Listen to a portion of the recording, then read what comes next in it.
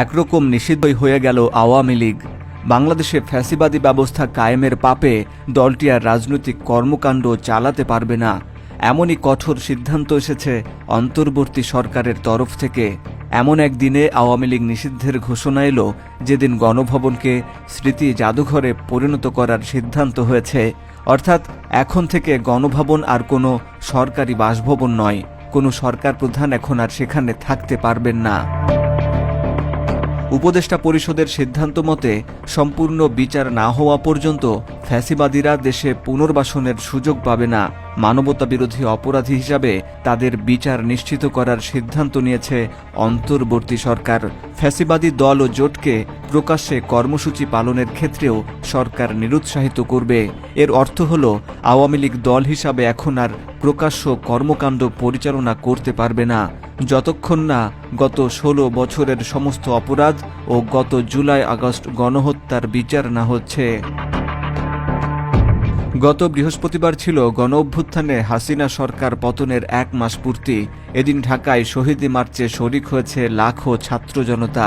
এছাড়া একই দিনে সরকারের তরফ থেকেও বেশ কয়েকটি গুরুত্বপূর্ণ সিদ্ধান্ত এসেছে, যার একটি হল আওয়ামী ফ্যাসিবাদী দলটির প্রকাশ্য কর্মকাণ্ড নিষিদ্ধ করা।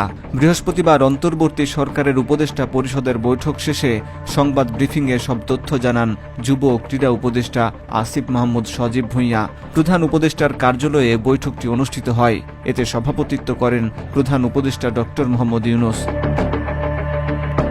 আসিফ মাহমুদ বলেন, আমরা ইতোমধ্যে পরাজিত ফ্যাসিবাদী শক্তিকে পুনর্বাসন করার জন্য বিভিন্ন কর্মসূচি বিভিন্ন জায়গায় দেখতে পেয়েছি।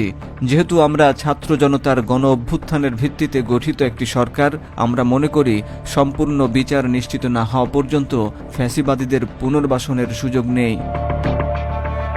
সাংবাদিকদের প্রশ্নের জবাবে আসিফ বলেন, ফ্যাসিবাদী যে রাজনৈতিক দল বা রাজনৈতিক জোট বাংলাদেশে ফ্যাসিবাদ প্রতিষ্ঠা করেছিল, সম্পূর্ণ বিচার না হওয়া পর্যন্ত তারা রাজনীতি করতে পারবে কিনা এই প্রশ্ন জনগণের কাছে ছেড়ে দিয়েছি।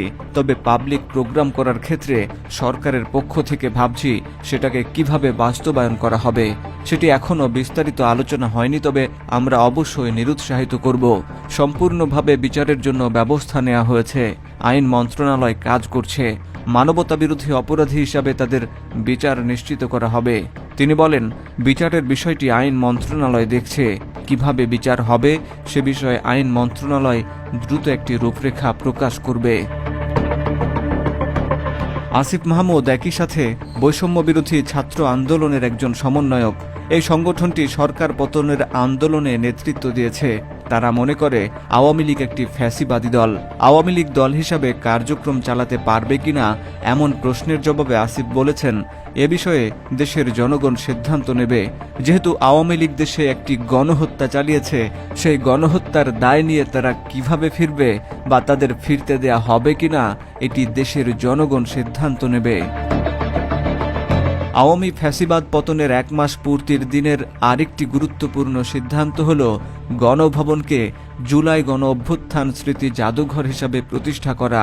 উপদেষ্টা আসিফ জানিয়েছেন, গণভবন জনগণের জন্য উন্মুক্ত করে দেয়া হবে। জুলাই গণ অভ্যুত্থানে শহীদদের স্মৃতি এবং বিগত ফ্যাসিবাদী আমলে যত অন্যায় অবিচার হয়েছে তার সবকিছু সংরক্ষণ করার জন্য এটাকে জুলাই গণ অভ্যুত্থান স্মৃতি জাদুঘর হিসাবে প্রতিষ্ঠা করা হবে। গণভবন এখন যে অবস্থায় আছে, জনগণ যেভাবে রেখেছে সে অবস্থায় রাখা হবে বলে জানান আসিফ। এর মধ্যে ভেতরে একটি জাদুঘর প্রতিষ্ঠা করা হবে, যাতে অভ্যুত্থানের স্মৃতি সংরক্ষিত থাকবে।